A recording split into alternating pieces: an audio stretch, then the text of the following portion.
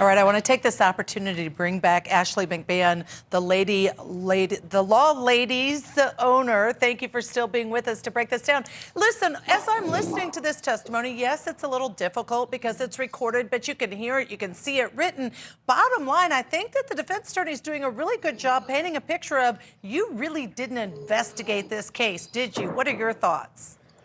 Now, I do agree that he has made that point. However, I think he made it in the first 5 minutes. And I think with any good cross-examination, okay, you've got to think like a juror. You can't be so entrenched in the details of your case that you keep hammering the same thought over and over again. Save it for closing, like save it for closing. You got him on the stand. You got him to admit it. It's 35 years ago. Save it for closing. I think now we're just kind of beating a dead horse, and I'd like to see a little bit more action in this case. So, Ashley, how do you feel about it? And I don't know if you've had an opportunity. I know you're busy with your practice watching the Durst trial, but the attorneys are very feisty with one another. There are a lot of objections. The judge is having to insert himself quite a bit, and it's expected to be a 5-month trial. So my question is, I guess I wonder if these attorneys are really those kinds of attorneys who do keep their cross-examination short, as you're trained to do as a trial lawyer, and really focus on just the salient points, because I feel like it's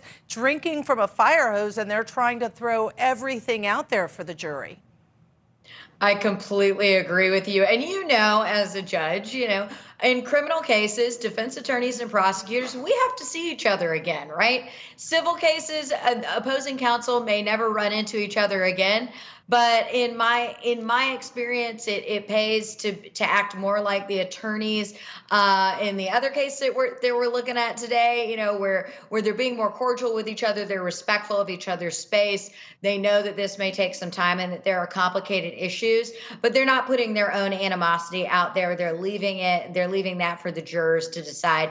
And I think these attorneys would be better served to do that as well. But that's my style. It's not everybody's, and different strokes for different folks, I guess. Absolutely. I know that's true. We all have our own strategy, our own techniques. That's why I enjoy covering and watching these trials here on Court TV. Ashley, thank you so much for joining us. Hope to see you again. Up next, we are going to take a quick break, and then Chanley Painter is at the anchor desk to bring you the testimony of the day in Kentucky versus Christian Martin.